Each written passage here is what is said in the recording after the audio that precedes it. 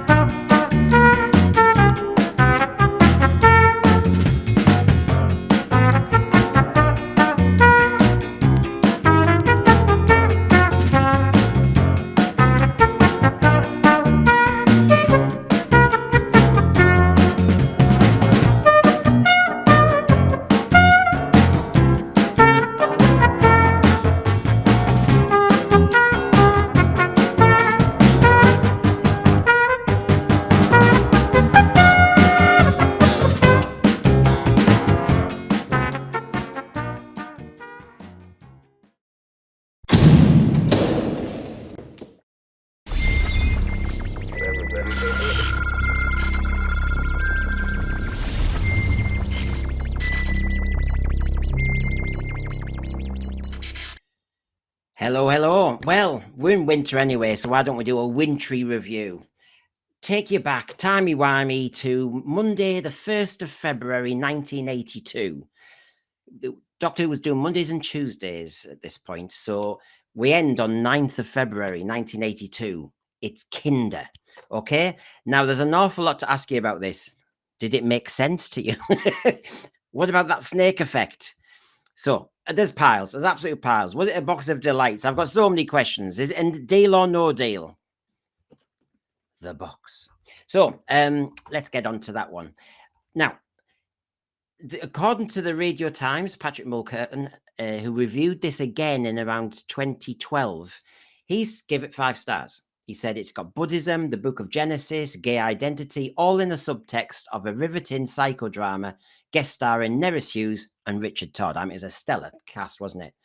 And if nothing else, Kinder will be remembered for its gigantic pink plastic snake waving without shame at the viewing public. And he suggested it could be a public symbol of the JNT era.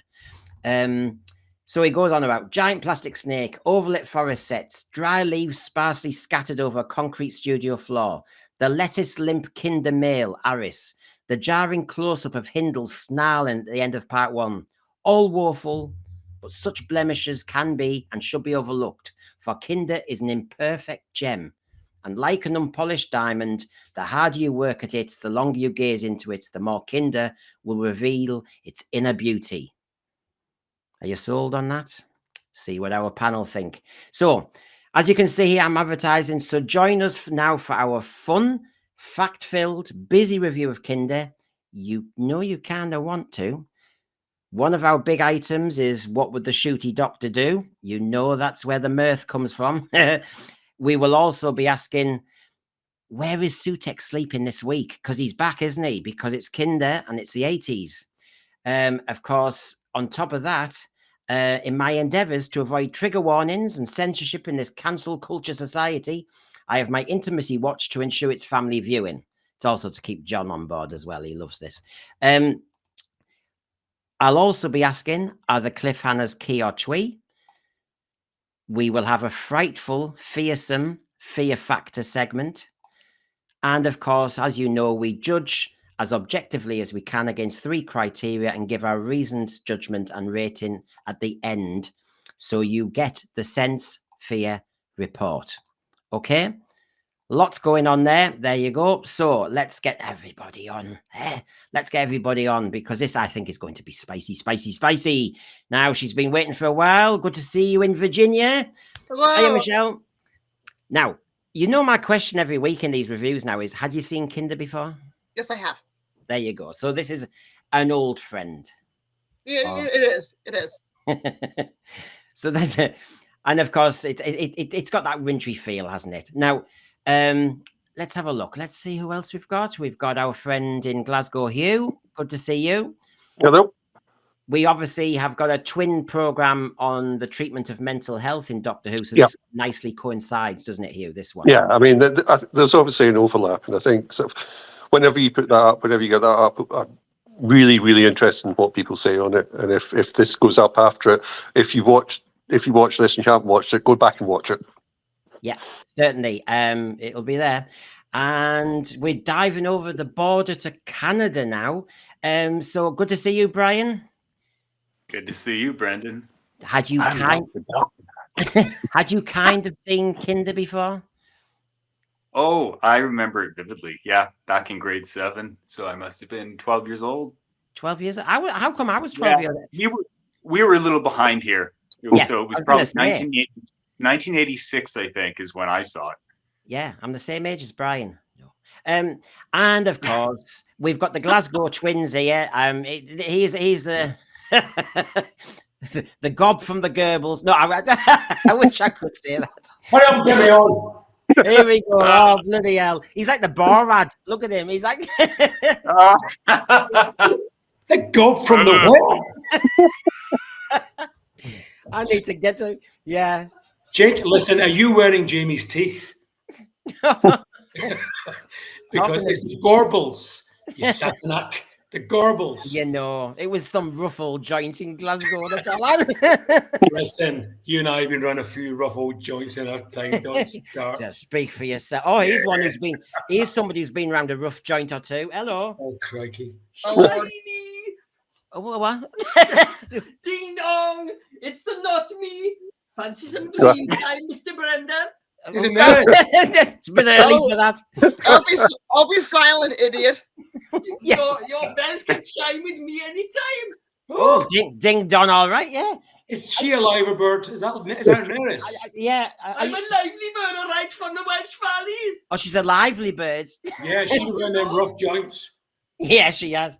Have you been in any rough joints? Hey, I'm very professional, me. I'm often seen on the district line. Yes, I bet to see you. Yeah. And many... You look like an old pro. Yeah, she's been on many platforms. Yes. John, you idiot. Oh. What's occurring? Look, what are you going to do? And what are you going to blabber on about today? You prattling not wee man. So what? No. From the Goebbels. No, let's get that. No, let's get that right. Let's get the script right. Hold on, Goebbels. Call John again. I like this. Call John again. Yeah. John, you idiot! What's occurring? What's What are you occurring? gonna be blabbering on about? I don't know what's occurring. I'll be cursing if you don't get off. I like the idiot bit. That was good. That. But listen, hold on. Goebbels is a Nazi war criminal. Goebbels, out of Glasgow, for God's sake. I know. Do I bother editing? Yeah, this is a section we edit out. You could be more. John could be the Il Duce from Deniston. Yes, that's true. And you could be in Glasgow. Oh, this is so appropriate after yesterday's Holocaust Remembrance Day. Oh, this is Well, Is so that- here's oh, a wow. turn in time I went full circle. Yeah. Go on then. Anyone got a I pump? know it's You got a pump? missing you already. see the Kendall lives every woman's dream where the men don't talk. Now stop ravishing all over me. That's for later. Oh my God. The star. Yeah, get dreaming.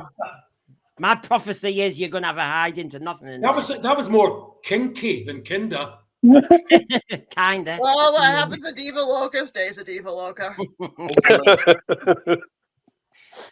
Look, where do we start with this? I think the beginning somewhere. Right. The beginning is the end. The beginning. Well, I've And always the end thought is the that. beginning. John has been threatening the end of this program for years. So yes, Kinder.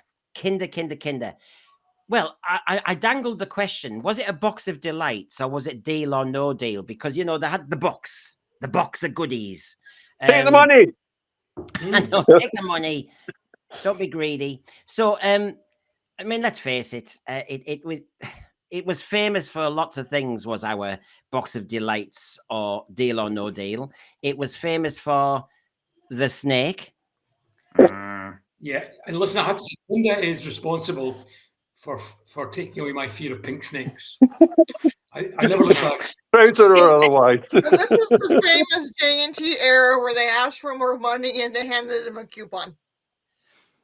Well, that was, I mean, I have to say the Radio Times review was hinting that this is like J&T saying this is Doctor Who now. Yeah. Release the pink snake. Yeah. It Well, was what also, happened in his office stayed in his office. I also, when you Yeah. watch Kinder back, I always notice this moment. I love to see the actor staring at that tiny flame thinking, am I going to go up in smoke while Davison finishes this scene? Oh, hold on, can I just qualify? Actor, who you referring to in that scene? Actor? That's Oh, life it means presented. Waterhouse. Because there's a guy who has to ransom Yes. nose in a Yes. thing, and Matthew Waterhouse in a box. So I'm still looking for the actor.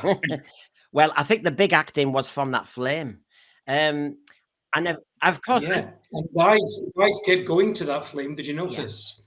He was very cognizant He was of very his own health and safety. and then of course it was famous for this kind of, they do some top of the pop special effects and you're going, what's going on? They edit it with some clocks, some countdown, some timer, yeah, gobbledygook. It's classic Doctor Who in that respect. And then of course this is the Tegan show. Yes. I mean, Tegan. she obviously loved this one, but I mean, was it worth giving the mouth and legs a whole show? But that's that photograph there. That's so 80s, isn't it? That the makeup, the hair, it's so 80s. It's making me very nostalgic. Yeah. When you see the whole TARDIS crew, Just her look. Yeah, It's very that's 80s. true. Well, there's two of her. Do you want two of her, or do you want the pink snake back? Four mouths. Listen, there's two and a snake. And then, of course, it was the treatment of, you had Richard Todd from 50s movies playing with cardboard cutouts of men. You had somebody who's going to be in the bill and have a great career there, acting his socks off with cardboard. It was a funny one. Cardboard cities. It was just a very, I don't know, it was an interesting one to watch as a kid. So, the question we've been thinking about every time we watch these things, and it's always there. Oh yeah, I might as well show you this first, because I love to see these. I have to say, they didn't always last. Sometimes the 70s ones you got an illustration, but there you go. They don't give much away, but I love to see the times. I mean, why 6:55? Why 7:05? What is the significance of the wind chimes? Yeah, well, yeah. Will Leduca release Tegan from his power? What is the secret of the beyond? Will Hindle succeed? I mean, you Can I fill you in a bit on that, Brendan? If you got time? Because it's the production office who write the Radio Times credit back in those days. And that's why it changed from production team to production team. In JNT's first season, season 18, you got 3 questions on each Radio Times grid. Time you get to season 19, he's getting a bit fed up and gives you 1. However, be grateful, because by the time you get to season 20 and season 21, you don't get anything at all. No, season 21, you get nothing. It's just the cast list and the time that it's on. So this was JNT's idea about changing up the Radio Times credits. And yeah, it loses a lot from what we had in the 70s. Yeah. Anyway, the question I said you always ask nowadays, I certainly do, because RTD, the great writer, had thought all this through, darling. Where's Sutekh this week? Sleeping with Nissa. You beat me to it.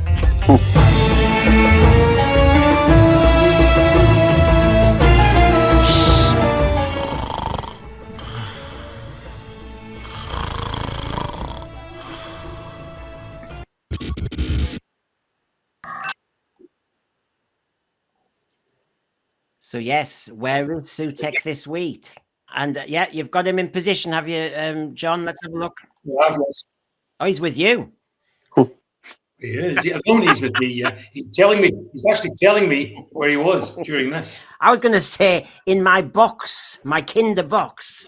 Let's have a look. He's anything like my dog. Like they're pushing he's- Nissa out of bed halfway through, and by halfway he's like laying on his back and his paws are like and he's dreaming and he's twitching. Well, there you go. There's 2 dogs, the 2 Suteks, but my Kinder box. There you go. Deal or no deal. There you go. So, where is he this week? I know you're so excited to see. I mean, there you go. I mean, he's still humping that TARDIS, He isn't he? Yes, that's illegal. He is What's not she Well, doing? he is a male dog. What is she doing amongst that tall grass? She's looking for rope. well, this is it. I mean, I have to say, I thought, well, actually, it's not just about where does Sutekh sleep in this nonsense storyline of RTDs, but he said there was a Susan Twist avatar in every story as well. Yes. So, you know, what This one, she's in a garden centre in Cleethorpes. yeah, I mean, and it was a bit like a garden centre set sometimes. But yeah, did So nobody... I think that what he's done is actually gone into the future to put in a DEI complaint about cultural appropriation yet again. Yes, and he'll get that sorted out. He's I'm sure he's thinking, isn't he, Sutekh, while he's sat there? He's probably thinking, God on you, Nissa, you've got your contract negotiated for part 1 and part 4. You have a nice shopping holiday. Apparently, Sarah Sutton just went shopping. And Sutek's going, and I'm stuck here. But yes, that stupid idea from Empire of Death, I will... Could you not perhaps just have got through one of the TARDIS windows, climbed into bed and just slept snoring away with Nissa and had a Dilfer wave augmenter moment at that point? So she could have cuddled him like a cuddly toy. Well, of course. You know? But then the other daft thing is, in the Empire of Death, he was in charge. He knows everything about the TARDIS, so he could have just took off at any point. I just don't understand this nonsense that this writer's pretending to say is actually kind of quality. Perhaps he just likes giant pink snakes. Yeah, well, there's nothing wrong with that. Yes, that's maybe what he's turned up for this time. Do you know what? Like most good dogs, though, perhaps in the sake of all that grinning, he's gone off for a wee somewhere to cock his leg. Yeah. We are not we. Yes. Yeah. We are not to we. That's the Sutekh question. Yes. So, hey, I tell you what, the ratings are good for this when you look at them. What's interesting is it does better on the Tuesday night at 7:05 because it's not against the build up to Coronation Street. So basically, you can see there the Tuesday night on part 2 and part 4 does better. But look at that. I mean, 9.4, 8.9 overall. It's a very healthy margin. The early Peter Davison years very strong. What sort of percentage of the audience is that? That must be nearly 50%. I've never heard. Maybe I don't think as much as that. I think about that time, you know, that would have represented about a third. Remember, in those days there was only 3 channels. Yes. Before started yet. Channel 4 hadn't started yet, so you're looking at 3 channels. I'm just wondering because I mean I think that's fairly substantial. You have to remember the population was much more. So even though much more people watched television at the time, I'd imagine that's about a third plus, not as much as a half, a third plus. Yeah, because they also do count the fact that there's a lot of people not watching as well. It's like if you say audience share of what's available, I know, but I think it was always 30% is the best you can get, really. And regarding what's this story all about, if I just kind of remind people, it was going to be called The Kinder, not much of a change there. Of course, it's notorious for being Buddhism heavy, Diva Loka meaning realm of the gods, Mara's a demon, Panna's wisdom, blah, blah, blah. This is the only Peter Davison story with no interior TARDIS shot. Sounds like season 1 almost. I mean, they build that set and you never see it. As I said, Sarah Sutton was out shopping because they were negotiating a contract, so why not? Obviously, surprise, Janet Fielding's favourite script. The sonic screwdriver, there's a bit of dialogue. It's left in the TARDIS, and as you know, in the next story, in Visitation, bye-bye, Sonic. There's some interesting kind of allegory with Australian Aborigines, the dismissal of their intelligence and status, the dream time, the snake and serpent being prominent. Christopher Bailey, who wrote this, apparently really criticised the Garden Centre set, the Cardboard City, and actually regretted using the Buddhist references, but he did like how Simon Rouse did Hindle. Of course, Matthew Waterhouse, in his own little parallel universe, felt it was his best performance. He did. It rose to the height of wooden. It's That's He was so annoying in this You episode. get lost in that forest. There's a tree on one side, tree on the other, Matthew in the middle. He was Lost so them. Patrick was so annoying in this episode. Oh, I mean, I watched this with my partner last night, and I think she wanted to slap him. She couldn't stand him. She doesn't even watch Classic Who, and she wanted to smack the kid. She was probably asking you, why do you watch a program with a kid in pajamas acting like that? Nerys Hughes was baffled by the script, so she can join Beryl Reid and everybody else in this stellar list of people going, what am I in? Richard Todd, obviously our first Best Actor nominee for Oscars in Doctor Who ever, but J&T had to tell him to tone down his performance at some point. And also, he had to get acting tips from Matthew Waterhouse at the same time, which was very good of Matthew to give Oscar-nominated friend of Ronald Reagan's Richard Todd all that acting tips. Lovely of him. Well done. Good on you, He's very good. He's very good. So there's plenty of detail there. And it was a stellar cast. I mean, I have to say, when you used to sometimes say, I mean, Nerys Hughes, when they said Nerys Hughes was in it, that doesn't mean stellar cast in that way, but I'll say to you guys, I think Nerys Hughes steals the show. Yeah. She does. And what I mean by that is, obviously Simon Rouse is good. Sorry, John. It's just she fits so well with Peter Davison. I wanted her to get in that TARDIS. I really did, because she just seemed to if she didn't understand the script, wow, what a job. Yeah, it's strange, isn't it, when the Doctor's given 3 companions in this season, that the writers go and the script editor allows, I guess, the artists to play the role of companion. So they have to put one asleep in the TARDIS, not one out in Dreamland, and have someone go and pretend he's a tree in order for Nerys Hughes to rise there. But it just shows you that given the chance, she lifts it away from the mediocrity of Matthew Waterhouse, who in another parallel world was accompanying Peter Davison through it. Just to note, though, that the Richard Todd casting is actually very clever, given the colonialist aspect and the type of films that he had appeared in. Yeah. So but don't you think that was a bit too on the nose, including some of the costumes? I think it fits as a metaphor, and I think he's very good in it. And I think, as I say, it's interesting. Obviously, that they start with the chair, which looks like a chair on an acting set with Todd on it. You know, so there is a knowingness in this, which I think for a lot of people might get missed if they don't know Richard Todd's background and the type of films that he did. Pinville was my absolute favorite for this. I thought it was just brilliantly done for somebody going mad. Oh yes, brilliant. It was awkward at the time, and we'll probably get into this when we go through the criteria, but it was interesting because I'm trying to remember how I felt at the time watching and then how I feel watching it now. And it is actually a different experience. So one reminder of one of our quick items is the time edit.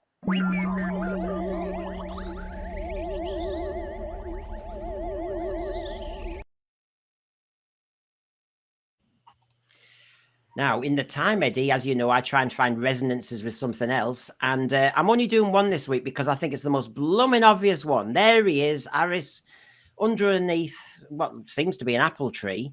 And of course, I couldn't help myself. Wild Blue Yonder, when we had our Asian Sir Isaac Newton, as you do nowadays in our beautiful blind casting culture, when you rewrite history. So, and then you've got Tegan throwing apples on his head, and it just had. I mean, it was just the same. It felt to me like Wild Blue Yonder, but I have to say, same here, dude. Yes, just about, isn't it? However, although Tegan managed to stay up there and defy the laws of gravity, she's very good. Maybe she had some gloves on. But the thing is, that scene there in Wild Blue Yonder was played almost for comedy stupidity when you look at it. You know, that a TARDIS stuck in a tree, and sorry about this, and oh, it's Isaac Newton, and oh, right, honestly. But yes, I thought I'll throw that one in. I know it goes to Book of Genesis as well and all that stuff, but you know, what's more important, Book of Genesis or Wild Blue Yonder? Oh, ask a Whovian. Oh my God. There's a bit. Literary masterpieces. Yeah. There's a bit in me watching it, and this is a bit of a jump in terms of that, but I think it's the same type of ambition, and the attempt to use language cleverly with the web planet. Yes, I see that one. I see that one. I could maybe add a picture in later, actually, on that one. I'll say just one of those things, sort of like trying to do something, a different perception, rather than people just talking normally. And I think, what they try to do with the web planet in terms of the use of language, I think it's inspired to an extent with this type of thing. But it's very clever. Yeah. Well, let me get you fired up. I mean, you can see in my thumbnail I have an imperfect gem or Doctor Who being too ambitious, because there's a lot going on here. So our burning issue, here we go.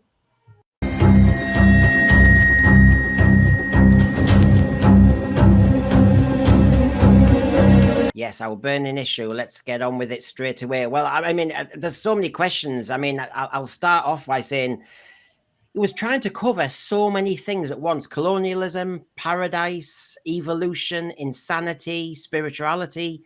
Was Doctor Who trying to do too much? I'm going to say yes. Yes. I think it's a little bit of an imperfect gym and trying to do too much at the same time. Yes, but all the better for it. I agree. At least it tried. And there is some gym in this episode. Is it perfect? No, but the actors did the best they could with the material they did, and also even with the budget that they had. At least Doctor Who here is trying to be clever, which we're not seeing right now. We're just seeing bland remakes of past franchises. Yeah. I don't think it's at all too much at all. I think it fits in quite well. It doesn't feel overloaded at all. The colonial stuff is handled with some language quite deftly. I think the costumes are a bit too much. I think they're a bit in the face. I do believe that the writer himself was none too impressed with putting it out there in terms of that. The costume designer just over-egged it there. But yeah, I definitely think there's too much in here, and I think it's paced very, very nicely. It's one of those things. I don't know if it's either of those things you give me the choice of there, Brendan, but it's one of those stories, certainly, as I get older, I've holding more closely to my heart, and I've appreciated more as I have aged. What about you, Brian? What do you reckon? Oh, too ambitious. I remember when I first saw it, I had a whole bunch of friends. We all watched Doctor Who, and this was the first time ever where I went to the playground and I said, "Did you see Doctor Who last night?" My friend says, "Yeah." And I said, "What did you think?" He goes, "I loved it." And I said, "I didn't know what was going on." And I noticed that as a child watching every Doctor Who episode, I always understood what was going on. Always. Even as a small child, I understood everything. But when they got to this thing, and I was a teenager, it was, all over my head. I just thought it was insanity. Like I said, it's insanity. I loved his performance there. He was absolutely fantastic as somebody going mad. And there were other aspects that I did like, but I mean, overall, I just thought, like, what are the guys at BBC smoking? Because it just didn't make any sense to me. Now, if you can all enlighten me as to what this is about as the show goes on, I would love to hear it. Well, the argument is that Christopher Bailey, his script was messed with by 3 script editors. So there's that element as well, but it's opaque enough that they say you can get your own subtext from it. So whether you want to go down the colonial road, you want to go down the Garden of Eden road, whether you want to go talk about evolution, you can take what you want from it is the argument. I don't like that. It's no, too open. I disagree with Brian. Sorry, Brian. I think even for younger people, no, not at all. It's still fairly straightforward. I mean, there's a lot of nuance involved and all of other stuff you can go looking for as an older viewer. But basically, the world of the Kent is paradise. The snake comes into it, does bad things, and the Doctor has to banish the snake. That's essentially, if you're watching that as a younger viewer, what happens. Also, there's a side element of the world of the Kinda is a nice, simple, straightforward world. And those colonial people who join in, who have landed there, are somehow, when they join with the Kinda, have all that clutter taken from their minds as well. When it clears, they become better people as a result of that. So those sort of two things are running side by side in this. And if I had been a young teenager at the time, I think I would have got that. The Buddhist stuff would have been lost in me. A whole lot of other stuff would have gone too. But essentially, it's paradise invaded, and again, the aggressor is cast out by the Doctor towards the end. I think that what had the other thing that confused me when I was watching it, and it still did when I did the rewatch, was it was reiterated over and over that no man can look into the box, otherwise they will go mad. And yet at the end of the show, the Doctor explains that it actually clears and heals the mind. And I was like, well, these people obviously have been living here a long time. So if they say it makes a man go mad, obviously they must be correct. Okay. The Doctor steps in, sees it used once. It does. Now he's a Time Lord. It works differently on him. And it obviously doesn't hurt the scientist, but it just seemed to contradict itself. You know, one person says mad, the other person says it heals. And I just thought, well, which one is it? Which just added to the confusion for me. So I think in those senses, it's, you know, there's a Janus-like structure on the madness that for the initial thing, it sends them mad, and for the next use, it then brings them back, which I think is what the idea is there. And I think the other aspect of it is that that's a legend to the Kinda, but they don't do this thing of using the box to do that. So it becomes it's the misuse of their legend. It's proper cultural appropriation by the colonial aspects, which create this look. There we are then. The other aspect about this in terms of understanding it is, you know, I just watch it and I can't watch it without fade to grey in my head because of the video. It's very, because it looks the same. It's got a snake. The snake moves from arm to arm. It just looks like Steve Strange has got a directing role in Doctor Who. Here's an interesting question. How many people here, first viewing as a child, actually grasped what was going on? No. I'm 17. I'm 17, and a lot of my reading at that stage was Buddhist stuff. Yeah, I was 13 and wanting monsters and villains, and yeah. I was disappointed. John, did you understand what was going on? Yeah, well, I did. I refer the honourable gentleman to my earlier answer. I didn't get some of the wider nuances, but what I did get was that this was paradise invaded, you know, by a serpent. Someone was pretty laden, and I get a good story out of it. Yeah, and one of the reasons I said earlier, as I have aged and the story's aged, I've appreciated it more. Yeah. I mean, I've always said that about the Peter Davison era, because after Tom Baker, I kind of struggled a little bit. I mean, I liked the Doctor, but he wasn't my Doctor, because I'd really enjoyed Tom Baker's performance, larger than life. But when I look back, Peter Davison's subtleties and nuances all over the shop, and Kinda does the same, really. But of course, at the time, at 13 years old, I was wanting Cybermen, I was wanting monsters, I was wanting thrills. And this obviously wasn't trying to do that. It was doing a different agenda completely. But therefore, you know, as I said, it was Doctor Who trying to be ambitious, trying to challenge, not trying to just, you know, be run of the mill. It was trying to do something different. And that's when Doctor Who's normally at its best, really. You can argue about the Web Planet, but it was trying to be different, and it was trying to do something experimental. So and as I always stress on this, on a budget of 47 pence. yeah. Yes. Well, I think they had to. And it does show. It does show. I mean, it really does. Even for the time, it looks cheap because just a season or two earlier, Doctor Who did a Jungle and Creature from the Pit when the Graham Williams era was supposed to look pretty naff and cheap, and it looks far superior to the Jungle in here. So, yeah, it's all the good use of back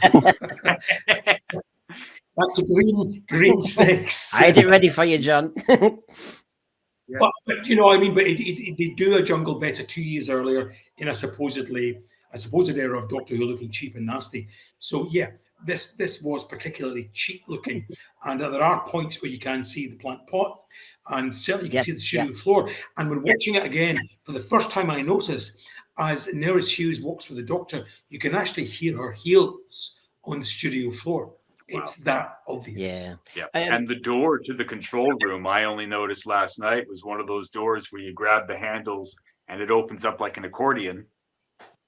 You can see the gaps in a triangular fashion across the top, and even the panels. And then when you close it, it's all it makes like a sound when you open it. Only just noticed that last night. But you know what? When you love Doctor Who as much as we do, and having lived with it, and grown up with it as I had done up to this point, you forgive all this stuff. It's not why we watch Doctor Who. No. It's not why I watch Doctor Who now. Oh God, help me watching Doctor Who now. I don't watch because even with a Disney budget, and even with some of the finest effects perhaps on BBC television now, Doctor Who's nowhere near as good. No. What do you make of this? So that's just where we're at these days, you know. So you buy into the fact you're in Doctor Who, so we give it up the time. Although the snake. What about the fact that, since it's our last kind of burning issue topic, really, before we move on, which is, while there's allegations that RTD can be too political, blah blah blah blah, and Chibnall as well, that actually J&T's agenda was quite obvious here. So, for example, this is what Patrick Mulcahy also said in his Radio Times review. He said, in a drama where women are so strong and the men emasculated, often voiceless, it is also not a stretch to suggest a homosexual undercurrent. I think it's a stretch. Yeah, I think that's looking to check a box in something that's not there. You're looking for it. Yeah. When I hear things like that, a lot of the time I'll think of the Eighth Doctor's that classic line, I love humans, always seeing patterns and things that aren't there. Yeah. His argument at one point is when Hindle goes mad about the plants outside and he smashes a few things in the lab, and then he looks at himself and he just sorts his hair out.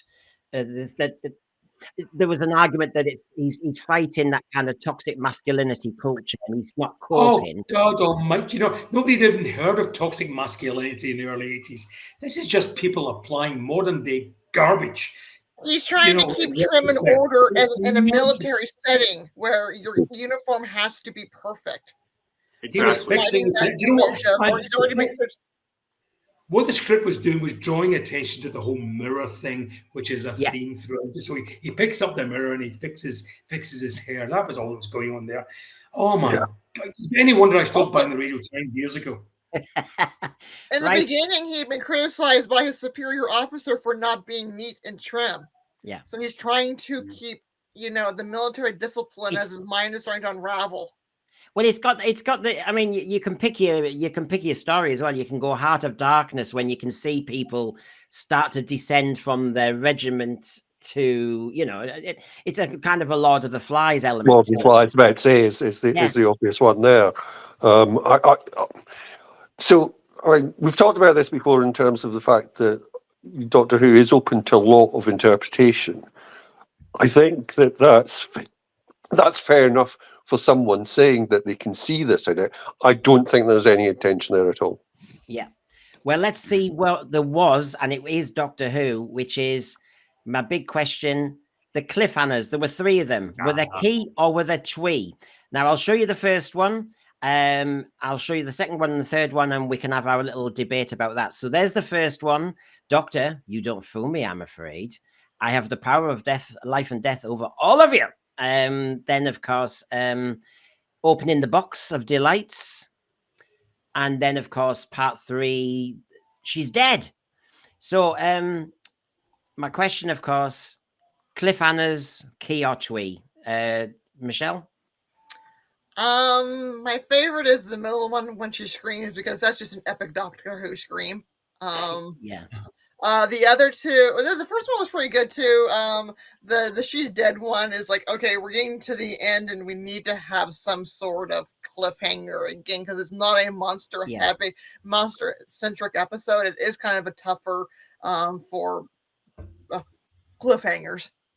Yeah, I know. So the scream is fantastic, and it's the same kind of cage effect as when Bonnie Lanford screams in episode 1 of Terror of the Vervoids. It's that kind of yay. But if I jump along to Brian, what do your favorite one, the least favorite one? Which ones do you think work and or don't? Actually, I think they go in order. My favorite one is the end of part 1. As soon as Saunders leaves, turns around, and when they cut all the music, and then it just zeroes in on me. He goes, I have the power of life and death over all of you. It kind of gives me a bit of a chill, actually. It's like, this guy is mad, and they're at his mercy now. I thought it was a fantastic cliffhanger and so simple. The second one in the cage, when she screams, you're right, Michelle. Very good scream. Very good scream. And it does kind of give you a bit of a jump scare. But as far as the third one goes, it was more of a like, yeah, okay, we'll find out next week. I mean, look how old she is. So if she dies, I'm sure we'll find a way to wrap this up. Something is obviously going to happen. She had a bad acid trip. Yeah, they all did, actually. I think there's a meme somewhere. It was like, are you seeing what I'm seeing, man? This is a bad acid. I mean, hold on, look how old she is. I mean, what do you say? We were lucky she made it to the end of part 3, you know? The cliffhanger to part 2. Yeah, it's like Sarah Sutton was written out of part 1 and 4, and she was written out of part 4. But she was written out. She was just written out. Period. Yeah, for her to yell out, I think she's dead. And then the doctor's like, well, in some circumstances, metabolic rate slows down. You seem dead. But yeah, in this case, she's dead. Yeah. You see one dead body. Brilliant. You see one dead body, you see them all. The announcement of the death to me was almost like Death to the Daleks, where they, as you know, threw in a cliffhanger just to get the timing right. John, I was going to say to you regarding, especially, I mean, I'll ask you the same question, but regarding this jump one, it's classic Doctor Who in the fact that, you get a scream and then you have to tune in a week later. Yeah, this one. I thought the snag is, though, the letdown. You're a kid. You tune in next week. All right, we're going to get the screams now. This is when it gets really, what's in the box, and it's a joke. But that's the whole point. That's the whole point. It does do that, Brendan. It does let you down. And then something else happens. That's the whole point, I think, of the reprise to part 3. They're teasing you. This is the typical Doctor Who cliffhanger where everything gets resolved within the first 10, 15 seconds. But hold on, wait a minute. Something else happens now, which becomes essential to the plot. And that's the good thing about each of these 3 cliffhangers. They move everything forward. At the end of part 1, we're suddenly realize the real threat here is Hindle and his passing acquaintance with sanity. And then we get to part 2, where the whole box of Jan is introduced. The Doctor opens it.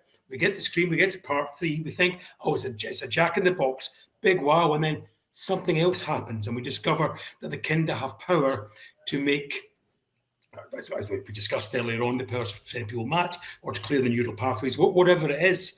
And then we get to part 3. Although we're complaining about the death of Pan, I think that's a fantastic cliffhanger because it's apparently of no consequence, but it's got every consequence because she's become integral to the plot. She's explaining everything for us, explaining it to the Doctor. He's the fool, he's the idiot, and she's our path through that. And Doctor, I think she's dead, comes as a tremendous shock at the end of that, only to be picked up later on when it realised that her knowledge, her wisdom has gone to Karuna, therefore giving us another element of what the Kinda are and who they are and all the rest of it. So these are three key cliffhangers, and each of them function perfectly well. So if your issue is with that second one, I take issue with you because it does do the typical Doctor Who thing of quick resolve. Wait a minute, hang around, here's something else, and it moves everything forward again. So applause to each. It does narratively, but the way it does it is in a top of the pops special effect, which obviously at the time was like whatever. Yeah, but the special effects, think about the narrative, but the story's about narrative, not about special effects. However, as a 13-year-old, my cliffhanger was that one because it was more obvious and dramatic. What about you, Hugh? Just cut John's bit and put it in again. Okay, Doc. Okay. I mean, I'm in total agreement. I think it's a slightly different story in terms of cliffhangers, and I think again there's a knowingness about what those cliffhangers are doing. Mm-hmm. Right. We had the item last time, but I've added a special effect. Can't help myself. So here we go. It's the fear factor.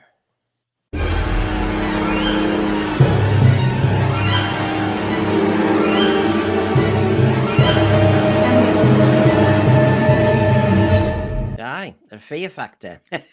Did that get you on the edge of the seat? That's so, because it's Doctor Who and it's famous for behind the settee, although as somebody said in one of my streams, which house where did you get really behind the settee unless it was a posh house, because normally your settee's against the wall. So I had a dog that used to make his man cave behind the couch. It was really cute, and so we couldn't find socks. We would just go look behind his man cave. Ah, okay. So it's a quick question. It is just one question, which is, and I'm going to ask it for every review now, which is Kinder. Does it have the fear factor, or was it just doing something else? I mean, there is fear. It's creepy. It is creepy because there's, you're trying to figure out what's going on, what is like illusion, what is reality, what's up with these weird looking Elizabethan figures. But there is a creep factor. Definitely, like, what's in the box, what's going on. It's like a psychological horror, but there is a creep factor going on in this episode. Yeah. If I ask you, John. Oh yeah, Michelle's on the money there with that. Absolutely, it's one of those things that it's frightening at different points in your life when you watch this.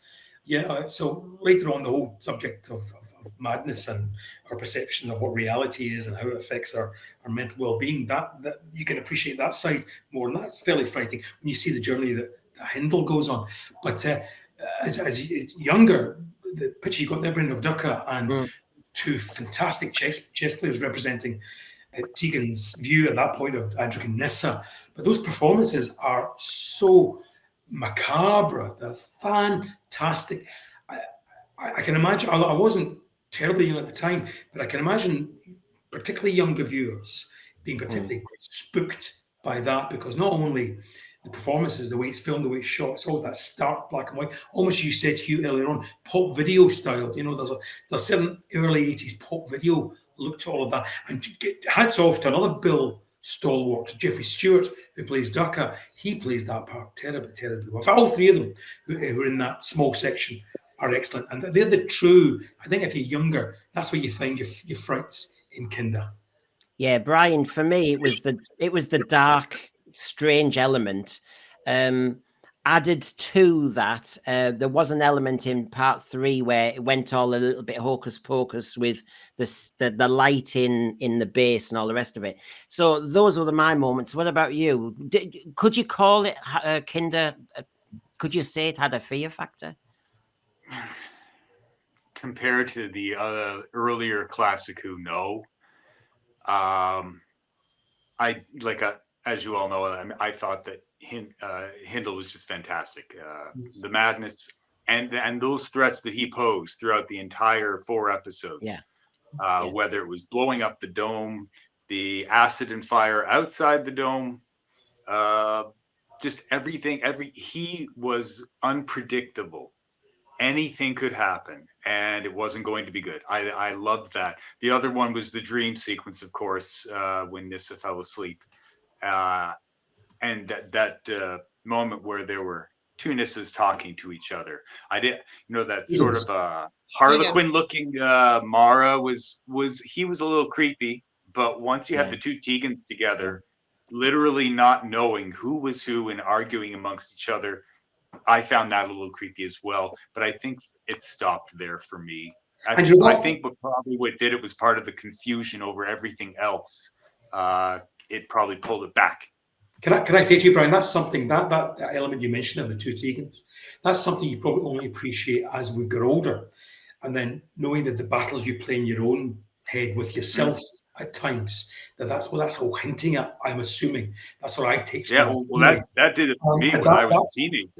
And so you see that in itself, as you're older, you can go, my goodness, I see what he's talking about there. And that's frightening. That's fairly scary.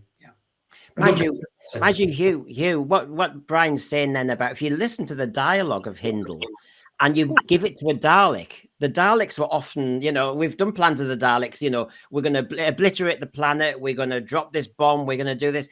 Actually, if you look at the dialogue of Hindle, it is a Dalek version of threat, isn't it, actually? And the thing about it is again, contextually, at the time, another 80s song comes to mind, which is 99 Red Balloons. The acid and fire and rain was what we lived with in terms of the expectation. It's a very clever piece of programming because it covers a lot while doing it in different ways. I think, again, we have mentioned it in terms of the mental health one. The two Tegans, I found deeply disturbing. Yeah, it was not a million miles away from me. Yeah, it still isn't. Yeah. Or us, I should say. And we will say, look out for our stream on it's called Madman in a Box, and we discuss it carefully and in detail, don't we, Hugh? It's a topic not to be dealt with flippantly, so we do actually go through it in detail about the missteps and the good takes on the representation of mental health in Doctor Who. If I take us on now to where we really are going to get going, I know you're all been champing at the bit. The Criterion one, as you know, it's the big one really, which is, was this True Who or Boo Who? You take your pick from it, so you can't do everything. Did it feel like Doctor Who? Was it? Remember, these are still early days for the Fifth Doctor. I mean, is he established? Is it working? You take it where you want, but basically that's the question. Does it hit Criterion 1 straight away? So, Michelle, you've watched this before. I'm guessing you like this, therefore. Do you think it fulfills the criteria? Well, I'm a big Fifth Doctor fan, so I do feel it's different, but it still feels like a Doctor Who episode. There's still the mystery. There's still something to discover. So for me, it does feel like a real Who.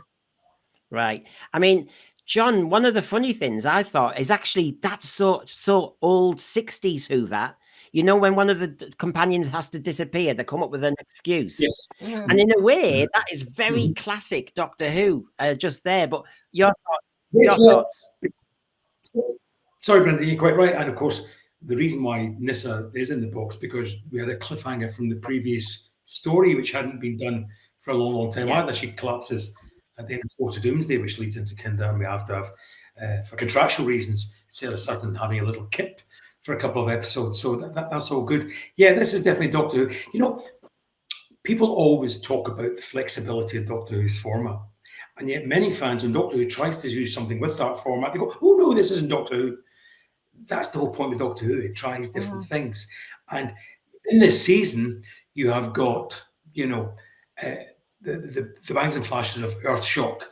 You have the high drama of Time Flight, the Agatha Christie-ness of Black Orchid, and you've got the hysterical, whatever, in The Visitation. And here we have some Doctor Who tries something different, something new, with a writer pushing him. It may well have been mucked about with the 3 different script editors, and the message he was trying to get across lost slightly. But still, nonetheless, this is typically Doctor Who. The Doctor with his companions land, they get involved in an adventure, there's jeopardy for them, there's a big monster at the end which the Doctor banishes. That's Doctor Who. Yeah, Hugh? Yeah, I mean, a part of me sort of like watches it now and thinks, is this too? Is there no science fiction in it, and is that problematic? But the whole thing about it is that flexibility. I think that it almost sometimes the very fact that it has been messed about by 3 script editors is probably makes it as much as anything else, because that's not unusual that the vision of a writer gets changed that much. The one that in terms of coming back to, that I think I'd try and run comparisons from my head, is Warrior's Gate, which is much more hard science fiction, but is doing very much similar types of approach to cutting, to the visuals, etc., and the treatment of madness as well, colonialist madness. I probably prefer Warrior's Gate, but this is True Who, in part because it doesn't fit. Yeah, I, for my money's worth, felt that the Fifth Doctor was well in charge in this one. I liked, the Fifth Doctor was on the money. Nerys Hughes, Todd, I have to say, she had a Liz Shaw vibe. She was holding her own. There's a few touches in it, the classic Doctor Who joke. He's going to go that way, then he turns that way, and she goes, "No, we'll go this way." Little moments when actually she's a woman in her own right, independent, free spirit. She's scientific. She's no mug, and Doctor Who has been doing that over the years. It's just it's never been rated by other people. So we've got an established Doctor. The TARDIS crew are established. It's just that they can't cope with 3 of them on the set at once, can they, really? That's the trouble with 3 at this era. I know they did it with the early 60s, but the writers were struggling, I always found, with Tegan, Adric, and Nyssa all at once. They were always trying to hide one of them somewhere. Yes, it's got Jeopardy. Sorry? So they picked the wrong one to hide. Yeah, they did. So I love the base. I mean, it's classic Doctor Who regarding the base. I mean, we've talked about the garden centre set outside, but I felt the base overall. I loved the base, and I loved the vibe in there. There were some lovely shots. I had a nice vibe about that, but I kept thinking I was going to get something else. It's just really funny, but very Doctor Who. I mean, who have I not asked yet? Just butt in if I have not asked you. Go for it, Brian. Yeah, this one actually somewhat of where the needle starts to point towards Boohoo.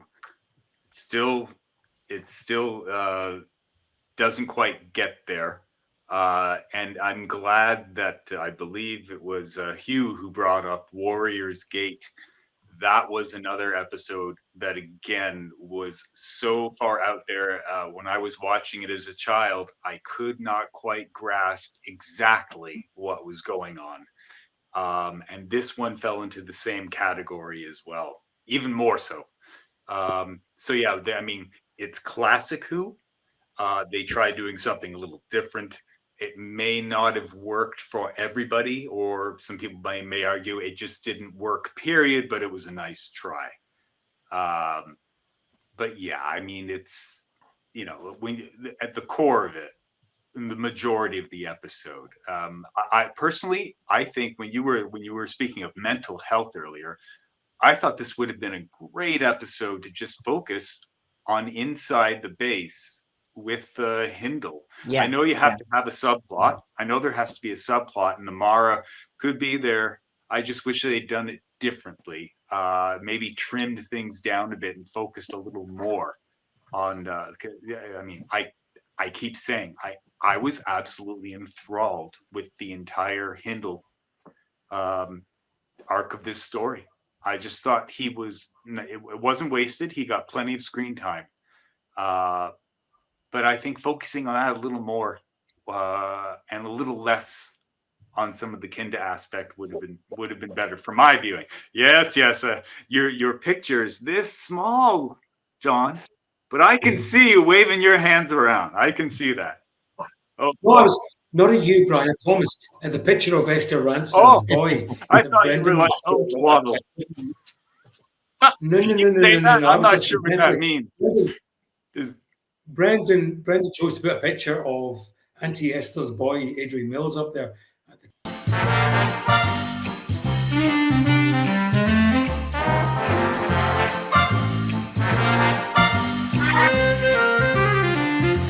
Yes, we're at that point. What would the shooty doctor do? Because of course, I love to do the comparison with the old, the old classics. With what would this iteration of the Doctor do?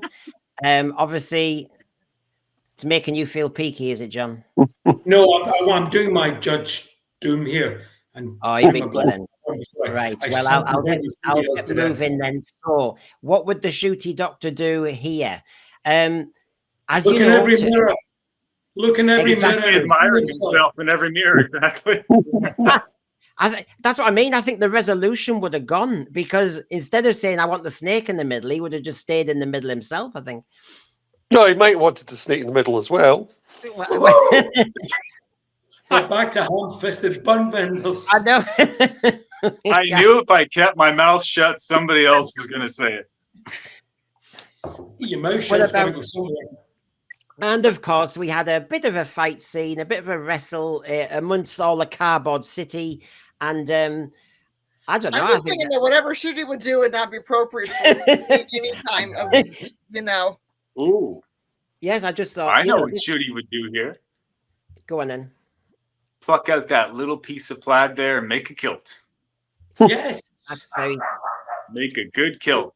He would, and yeah, I mean, for those of us in Scotland still, plaid is tartan. Just to let you know, folks.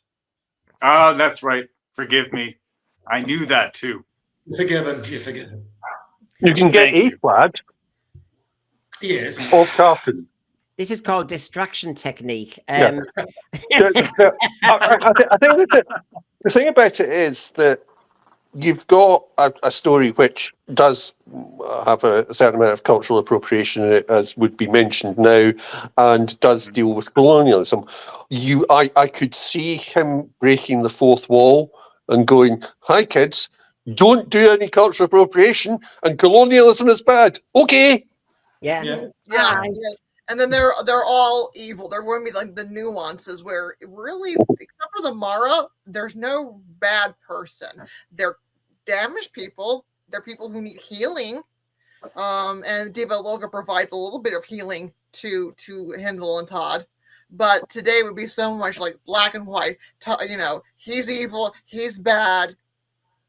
Made me also think, though, that, I mean, it's a bit of a fight scene on the floor. However, am I wrong? I can't think of the shooty doctor has actually been physical yet. No, he hasn't. He's run around, but because he just stands there passive, goes. Yeah, because I think he was fairly physical in Rogue. Well, in your head. But yeah. I mean, I could imagine him dancing to "Let's Get Physical" by Olivia Newton-John. Well, you see, you can't get it out of your head, Callum Minogue. That's it. Well, ever this was the Shooty got what episode? He would be going after like Todd or Hindle and purposely leaving Tegan in danger. He's accidentally leaving Tegan in danger because Adric messed up with the machine. And also, given Shooty's love for inappropriate entrances, he may well arrive on the planet, open the TARDIS door, and start singing "Living the Diva Loca" a la Ricky Martin. Oh my God, he's raised the stakes. He would. What about this one? I just thought when they were going for a walk, I thought if this was Hampstead Heath, he might be going, well, if you go a bit further.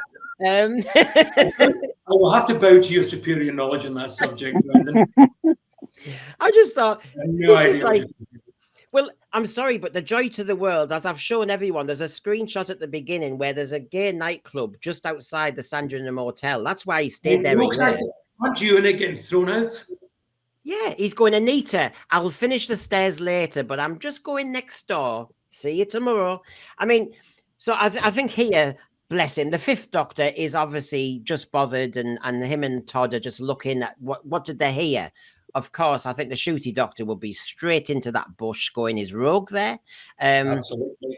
Yeah, and looking to find some interesting other weed, perhaps. God. I mean, I don't know. It gets worse. I mean, of course, the Fifth Doctor was brave. I mean, that thing can fire a tiny spark, as you can see, that tiny, tiny little spark. There's life in that spark. And brave. Whereas I don't know. I still don't think the 15th Doctor, 10 Doctors later, he has other people doing bits and bobs. He shouted at Sutekh from his TARDIS door. Isn't that shouting from safety with your parents behind you? I don't know. I don't know. I just think the 15th Doctor, I don't think I can call him a hero yet. I can't call him the Doctor yet. No. True. No. Of course, I'm sorry. I've got a one-track mind at the moment, but basically, poor Adric, your young male companion, dashes out of the machine having been stressed, and he's vulnerable, and his hands are all over you. I think they'll be back in the bushes again. or into that little box, where they could. They could. I don't know what they could do, but they could do something. Might relieve the tension. And to be honest, they could. We sound. I know we sound very one-track mind, and I'm actually not going to apologise for it, because if you look at what's been going on in season 1, and actually the people who are writing for season 2, it's quite clear to me the LGBTQ agenda is there to stay, and it's going to be front and centre. And so therefore this Doctor is very sexual. This Doctor is very aware, and he's already been up to mischief with Rogue. So why can't we go there ourselves? Yeah, go on, Brian. Oh, I just had one thought. We could have saved ourselves several Adric stories if he just pushed him back into the box. And left him. Yeah, open. Boom. I mean, I love where he's chewing them out. It's like, is there a difference between, scientific exploration and meddling? Isn't there? Meddling. Yeah. My partner actually got again upset with Adric last night. She just said, "What a jerk!" when he tried to blame Tegan for being the cause of the whole thing because she was stupid enough to fall asleep. Mind you, I loved it straight after that when the Doctor was in the doorway and said, "Really?" Because remember, he said that I was going to do it more myself, but the Doctor intervened. And Peter Davison has such gravitas there going, I can't remember what was it. He didn't say really, but there's something where he sounded very teacherly and thought, "Oh, Can I put as much as I want to slap Adric, there's a part in season 19. One of the reasons I enjoy the Fifth Doctor is that he reminds me of being a manager and being a boss, because I've had to have some of these conversations with my staff. It's like, why did you push the button? You just triggered off our silent alarm. Don't push the button again. I know we're on the What Would Ncuti Do segment, but I've just realized how many times Adric has pretended to switch sides. We got it in State of Decay. Yeah. We got it in this episode. There was another. That was the other one. It's like, of course, he's right. Can't you see it? It's like, this is the third time you've done this, kid. It gets old so fast. I mean, he's annoying. And I hate the thing about it is, if he was a really good actor, you might be able to pull that off. Keyword being yes. Shitty Doctor might be able to do it, but that's the thing. It's the writers that do the problem that could be dealt with by a good actor. But he's not. I almost feel sorry for him that he has to do this again and again. I actually do think this is his best performance. That's not saying hell of a lot. It was more of an act, because he does go in there and go, yes, we can't, because akin to turning to the Doctor or the audience and go, you can see that he's more of act. He's trying to actually help in this instance. And can I just say, I was trying to say a couple of minutes ago that the whole you just talk about. Yeah. So am I? So I don't know if I'm. Bit of delay because I think I'm. You're good now. Yeah, good now. Carry on. We're good. Yeah. I wanted to talk about that bit that Brian mentioned. You mentioned where Matthew Waterhouse or Adric pulls Tegan up, and then the bit you mentioned, Brent, where the Doctor looks knowingly at what Adrica just said about being in charge. That whole segment was actually filmed during Earthshock because the episode was running short. So that was an added bit to the script added by Eric Sayward, actually, at the time. And if you look at it in its totality, it does jar slightly, because you have to say to yourself, when amongst all of this going on, when the base is about to be blown up, does, first of all, Tegan get the chance to tell Adric about her dream adventures? And when does Adric get the chance to tell Tegan the name of the guy who's got his finger on the button for her to say, oh, the drops failed, Hindle's pressed the button? So that whole segment jars slightly because it's there purely to pad because the episode was under running. So that explains, where that fits. But in terms of Matthew Waterhouse, he's probably right. It probably is his best. But that's a bit like saying, you had a meal that made me sick slightly rather than vomit horrendously. There wasn't much competition. He's still a wardrobe. I'll be fair in one way. If you think of in the base scenes, you've got Peter Davison, Nerys Hughes, Richard Todd, Simon Rouse. I mean, you're going to come in last place against them. To be honest, he came in last place after the cardboard cutout figures. Yeah, he fitted the city a bit. And my last one here, of course, is even the ones that have the heads torn off. So, in this last one here, we've got the. I thought it would remind the 15th Doctor, or Ncuti Gatwa in particular, when he used to be just a go-go dancer in nightclubs, that he's on display, the camera's on him, he's in a cage. Now he can either dance with the lad or he can dance with the lass. I don't think it's a difficult choice for him, but basically, he could be like, not a caged fighter, but one of those caged dancers in a nightclub. But I think that's what it would have reminded him, I think he'd have been gone there. Spot on. That's it. So, back to our criteria 2 now. Now, remember, this one is use of production resources, which sounds extremely dry, but you might say, well, I want to talk about the set. I want to talk about the music. I want to talk about the direction. I want to talk about the choice of actors, the special effects. So before you know it, it's a very interesting one to normally talk about. So, Kinder, criteria 2, where does it sit, Michelle? Well, the VHS the special effects aren't the best, but the actors, I think, win it for this one. So on the balance, Michelle, this is always the thing when you're a Doctor Who fan. You've got that's on the screen now. I know the Blu-ray's got a lovely update, and of course I've got it here. Yes, I do know, and it's a hell of an improvement. But, Michelle, when you're doing that kind of choice thing as a Doctor Who fan. I don't care about the special. I really don't. It is of its time. I look at it as a storyline. What are they trying to achieve? What I always found, Michelle, was that that's a massive prop.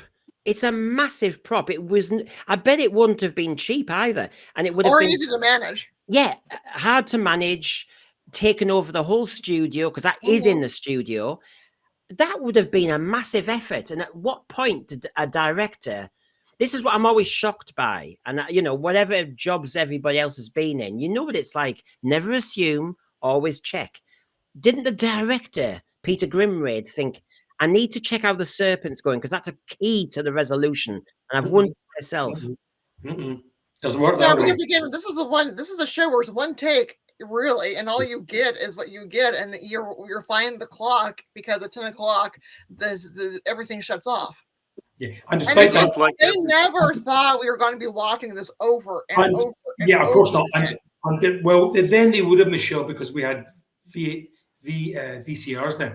No, but the thing about it is, but they were so expensive, though. They were expensive in 81. They'd still been seen over and over again. So the point was, even if Peter Grimwood had objected to that snake, he would have been overruled by John Nathan Turner. It was not. He would have seen the prop until it was too late. And at that point, if he decided not to use it and find some other way of doing it, like they did. To go back to Terror of the Autons, something we reviewed before, that they had an original prop for that. Barry Ellis didn't like it, remembered what happened with the tentacles of Spearhead, so replaced it with an electronic effect, which still wasn't good, but was better than what he'd been presented with. Had Peter Grimwade not liked this snake, he could have been overruled by John Nathan Turner. And that's what John Nathan Turner did in Warriors of Deep with America. So he still ended up on screen. That's what happened again, I think, with with the Erato Q picture in terms of Creature from the Pit. So this is very much a producer's choice if they want to put this on there. So yeah, there was when in the studio, they either dump the snake and find some electronic gubbins to look for it, or they go with the snake. And even if Grimwade had decided to dump the snake, he could have been overruled by Nathan Turner. He should have come to me. Oh, well, yeah. God, you've got them all today. You've got Sutekh, you've got Mara. This is Elsie's Mara. Little crocodile. I mean, because they only have so much money because they have to do with the Cybermen coming up and also the Concord coming up. So this is like a middle block. They do, but I'm not. I won't give a BBC middle management an excuse just because I know the budget's tight. I mean, budgets are tight in lots of things. It is what it is at this point. I mean, I'm not. It is what it is. As a Doctor Who fan, I will say that the balance between thinking, well, the actors are stellar, and they won't have been cheap either. The acting is stellar, and that helped. I mean, because it's a as a 13-year-old, it's quite a dry story. So you need lead performances from people to sell the dialogue. The big resolution is this, and I know, yes, I'm a Doctor Who fan. I know the resolutions sometimes fall flat on the face because budget ran out. Somebody didn't check something. I mean, how many stories have we heard where the director or the producer didn't check on the effect? I mean, Barry Letts talks about that regarding what's that famous special effect where he was disappointed with the invasion of the dinosaurs, and he said, he was so disappointed with that. We know those stories in Doctor Who, but of course, I'm trying to also think as a viewer and as a 13-year-old.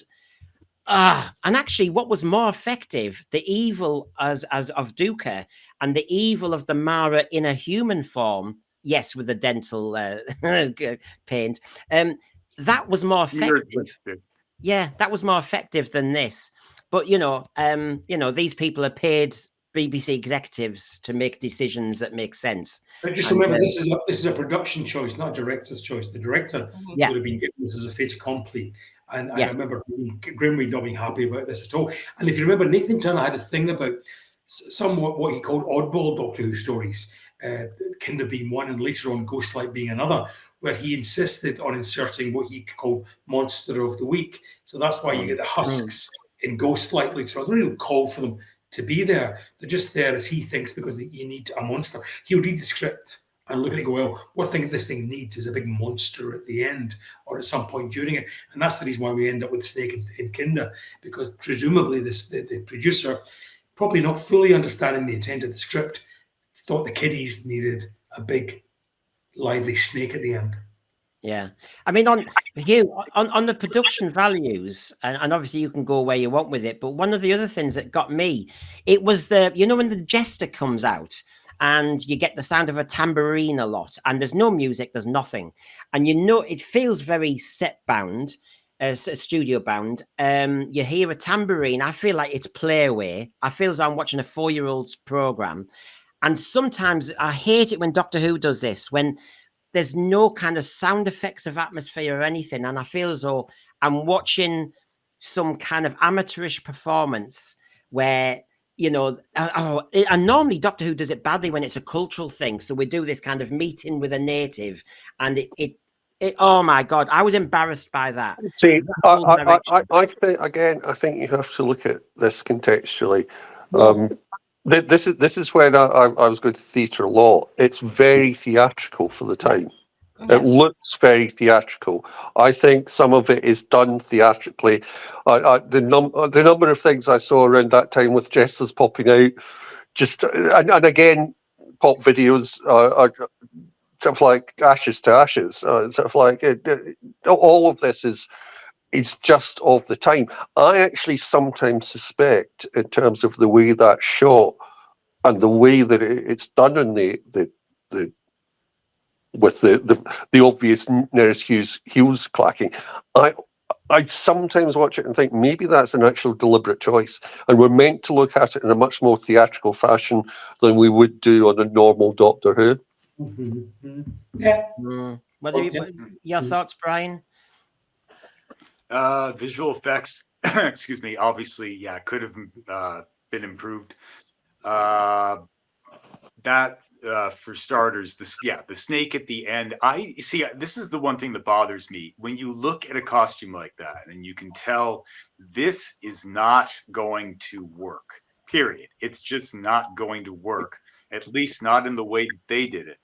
They could have done it differently, where you have shots of all the actors holding up the mirrors and the doctors yelling, "Keep it closed, keep the circuit closed," etc.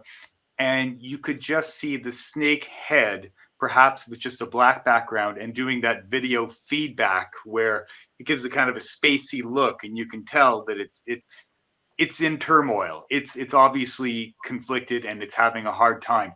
But to just show the prop naked right on camera like that did it a disservice. I think they could have found a more interesting way to show it, where it would have been a little more believable, or at least just not look so terrible. But aside from that, just the one with that little, I can't remember what they called that machine that they got into to move around. Excuse me. Yeah, I like that. Total survival suit. Yeah, the machine wasn't too bad. When it did fire off, like you said, it gave the little sparks. Things would catch a little tiny bit of flame here and there, or something would catch fire. One thing I found also on Doctor Who is that they tend to show the laser blasts of guns for so long a time. So long. But there are others where it's just a very quick beam and then it's gone, which is very kind of Star Wars. And it works very well. The less you see it, the better I think it looks some of the time.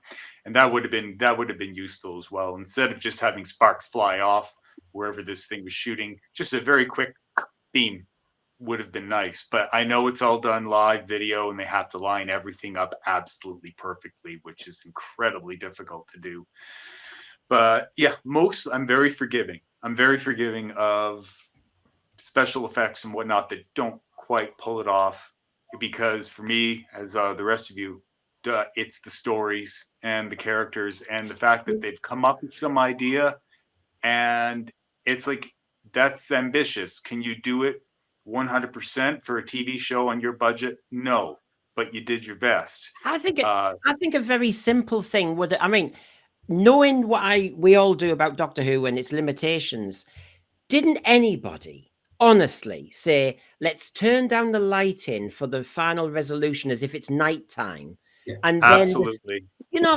I was trying to come in at some point at the end of that. That's all. Brian is absolutely right. You're absolutely right. Turn down the lighting. There's a number of reasons why that didn't happen, because lighting regulations in the 1980s, BBC said the old grannies will think there's something wrong with a television set, so you can't turn the lighting down. You've got to keep it up full tilt so everybody knows the TVs are fine. That's just the way the BBC work. But also, not for the first time, and certainly not for the last time in 80s John Nathan Turner Doctor Who, once he's committed budget to a prop, he absolutely insisted on it being shown. So the director may well have wanted to turn the lights down, shoot this thing in a way that didn't make it look as awful as it did. But as I say, I refer you to this, I refer you to the Merca, I refer you even way back to the start, the Formazi and Leisure Hive. When Nathan Turner made a choice, a production choice to spend money, he wanted the money shown, as he said, up front. So poor Peter Grimwade, when presented with this in a studio with a clock ticking, was told, film it, we'll move on.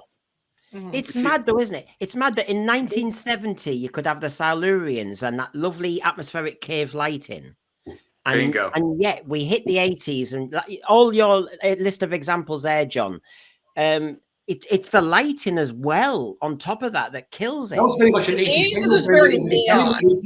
Keep the lighting up, because the old dears at home think there's something wrong with the TVs, and they start fiddling and they complain. get the lighting up so everything was lit from above as if it was a game show or a talk show. That's the way that even dramas. In the 70s, it was different. For some reason, in the 80s, light it up. Yeah. I mean, Hugh, where do you stand on this, on Criteria too? I mean... As I said, I mean, I see it as a sort of more or less as an experimental piece of theatre, and therefore I am much more forgiving about it.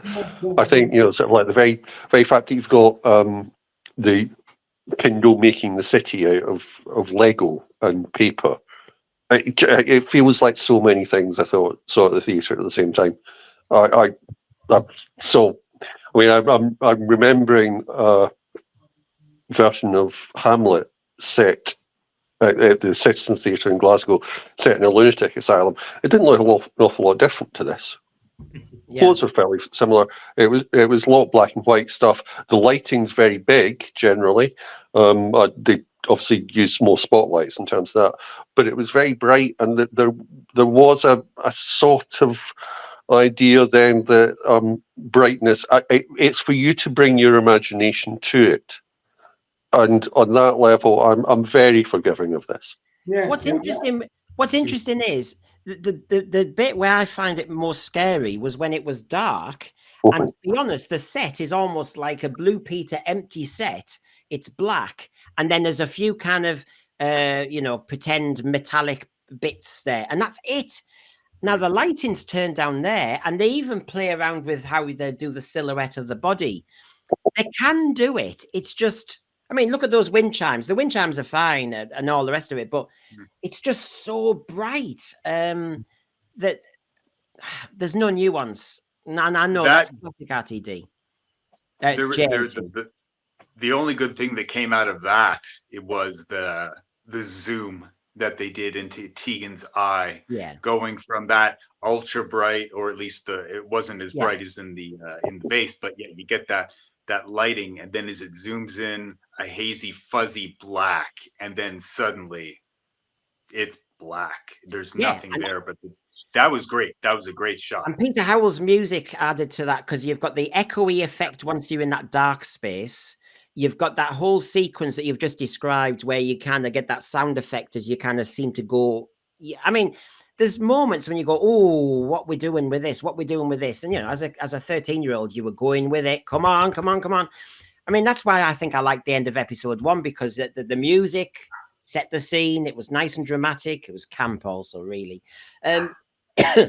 Now, as we meander through the beauty of the Diva Loka Kinder, John, are you ready for this? If you feel as though you're feeling a bit tired, this is your favorite item. I'm taking them off now. Here we go.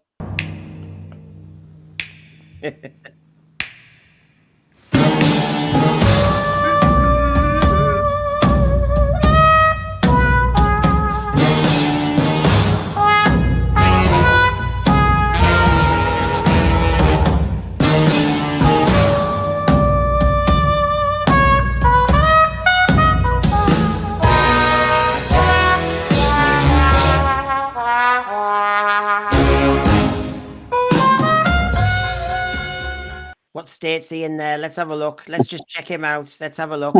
I checked it this week. The bottom half's off. I got the impression you might be halfway to being the shooty doctor. You're just on a lap dance, just doing your thing. I took my trousers off, but you can't see that from where the camera is, so you're lucky. That's very true. Right, here we are on the starters orders. This is the first one. Intimacy watch. We're in a dark room. My God, he's got tight trousers on there. What's going on? I think I know his religion. So he's doing a Tom Jones impression there. It's just so. I mean, I think on Intimacy Watch, I think Janet Fielding, she's going, I'm in danger here. I mean, talk about overlighting there. So you're in a dark room. The man's got tight trousers on, and she's playing vulnerable and lost. I think that's a very dangerous thing for Intimacy Watch. I daren't go to John on this one. I mean, I've never been. I'm not saying anything on that at all. Nothing to say. I'm convinced that's Tom Jones in that costume. Yep. Sorry, John. No, I move on.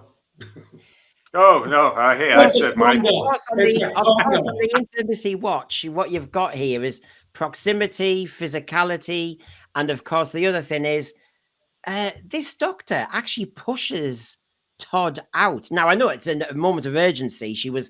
For a moment, she was delaying, jumping, but pushes her out, takes you back to, they're thinking New Who, that they've got this great idea where they've got the mattress and the jump, and it's a great moment. Donna and David Tennant, of course, greatest show in the galaxy. They did it. Or the most stylish one is Sylvester McCoy just walking away from an explosion.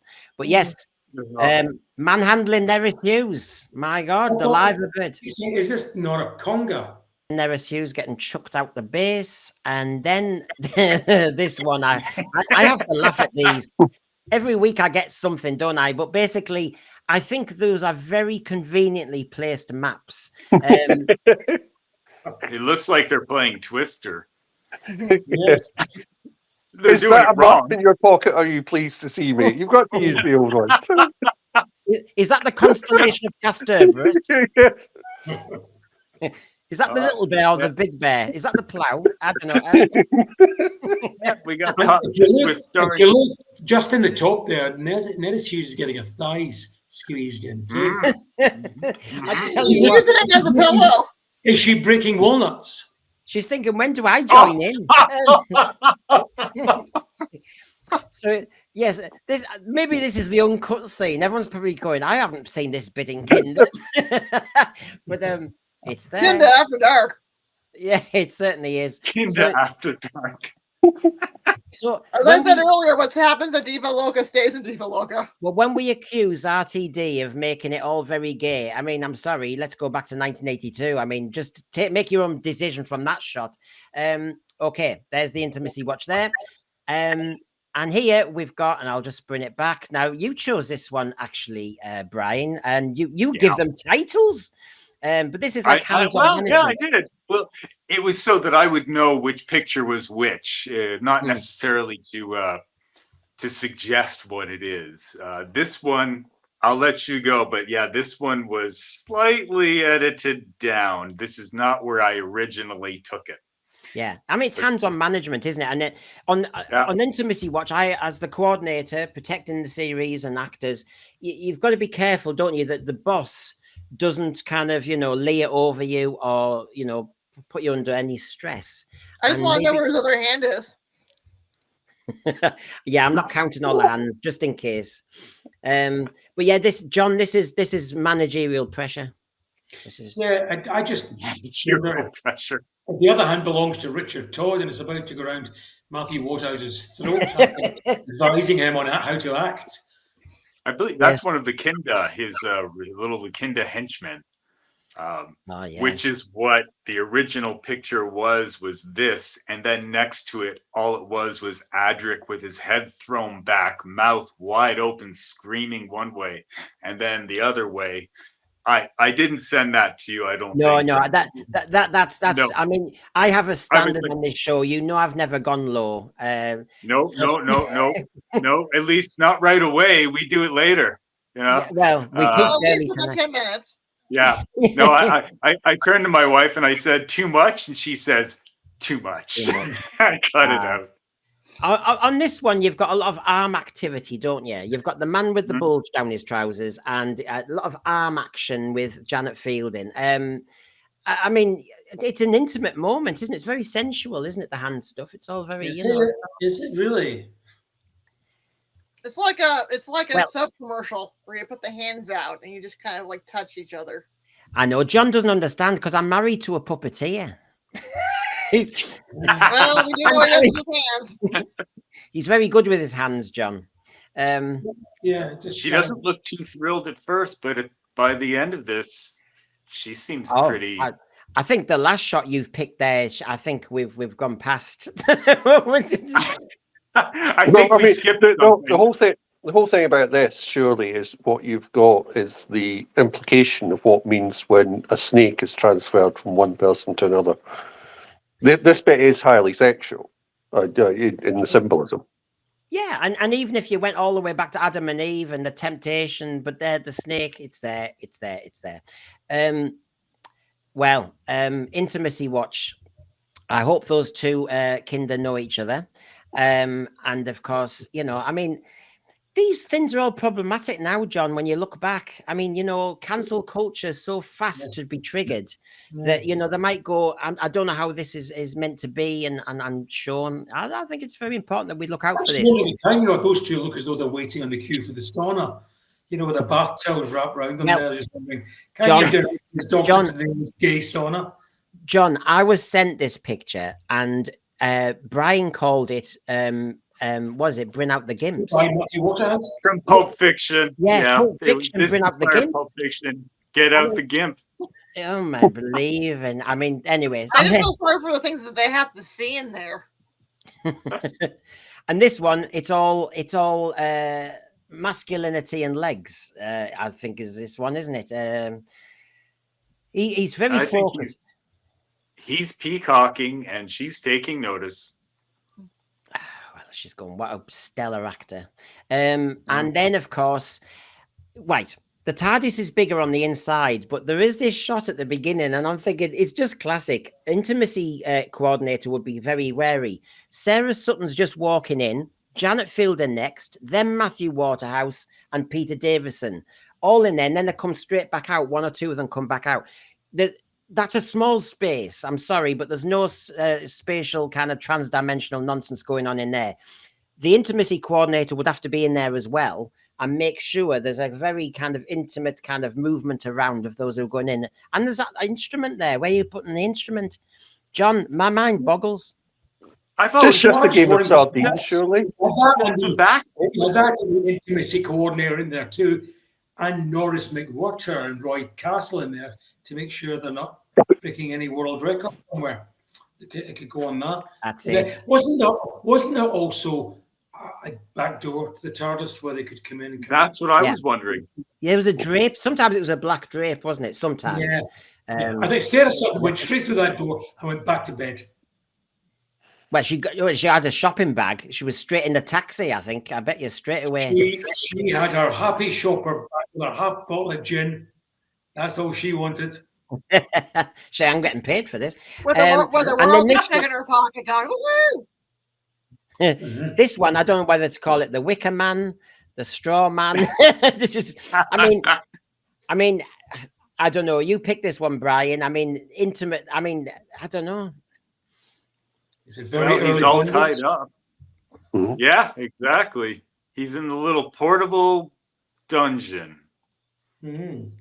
Oh, your mind is really jumping to places, I tell you. Oh, you have no idea, Brendan. I certainly don't. God, the amount of editing I'll have to do on this. No, this episode's going to get age restricted. It's going to at this rate, isn't it? So, all I want to say is that, so there you go, that we have our intimacy watch. But can I just there's a bit of dialogue which I think needs a bit of intimacy coordination here, which is the idea of seven fathers. That was interesting. I like that. That's weird. I sort of all through this, I sort of like bits of music play in my head when watching stuff like this. But there's a line in The Sound of Music about a captain with 7 children. What's so scary about that? Children with 7 fathers, that's bleeding unusual, son.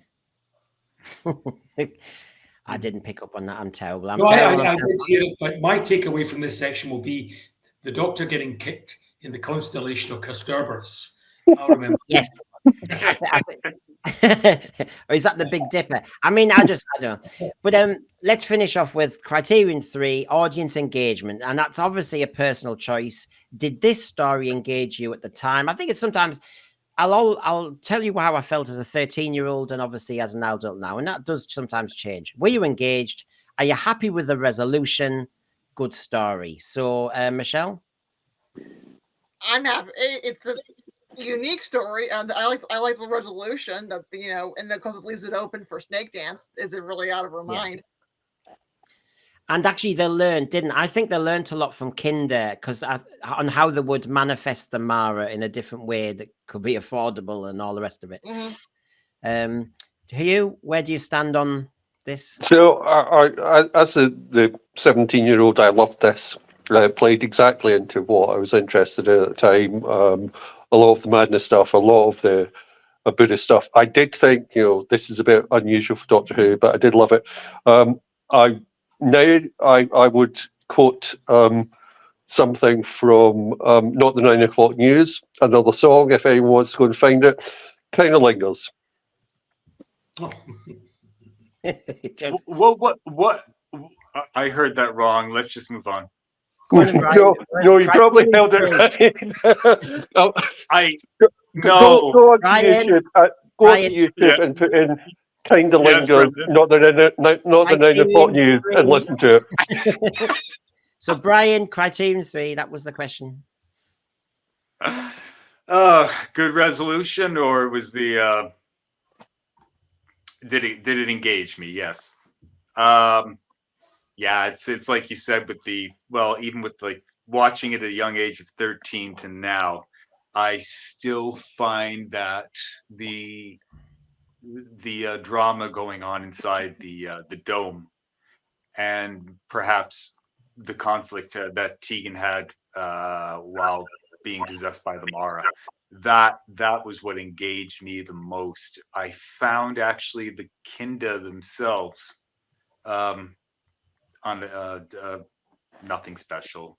I wish there was a way somehow that they could have omitted a lot of the scenes from outside the Kinda. I know they're integral to the plot, but I just wish that there was a way they could have maybe dumbed it down. Sorry, just trimmed it out, cut it, made it a little tighter so that we could focus more on Hindle. For some reason, I don't know why. I find his story so compelling compared to the rest of the story. I have to think about that sometime and find out exactly why. Yeah, but I just find it so compelling, the descent into madness, and everybody trying to give him. Yeah, I'll come in later. John, what were your thoughts on Criteria 3, resolution and engagement? Oh, yeah. And as I said earlier on, the great thing about this story is, as it ages and as we age, you find different things in it, and that's a good story. It's like returning to a novel you read when you were younger.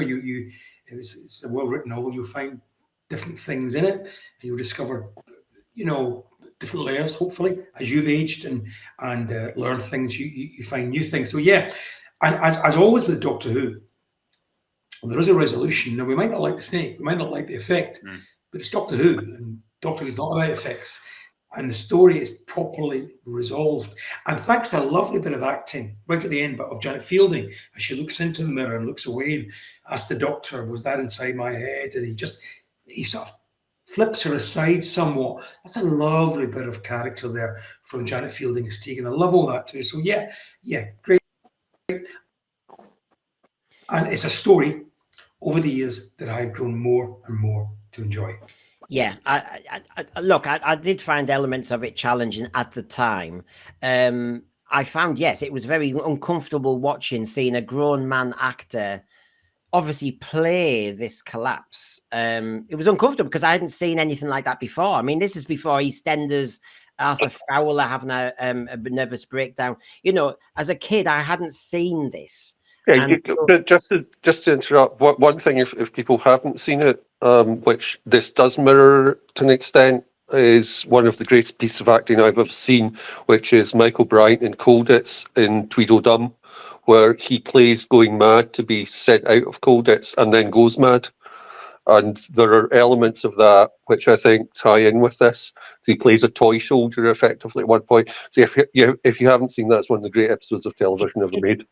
I just remember the bits of dialogue like Mummy about the lights being turned down, and there was certain repetition of some of the lines that freaked me out as a kid, because I thought, gosh, what's wrong with him? And that bit when does the doctor accidentally break the cardboard head off?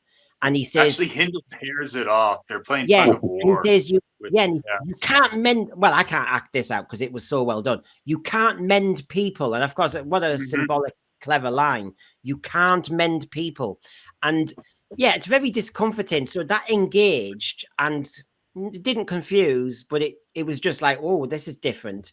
I think it played to the adults at the time more than it did the kids, I'll be honest with you. But the kids, for me as a younger kid then, the TSS I loved. Any TSS action, that seemed sci-fi to me.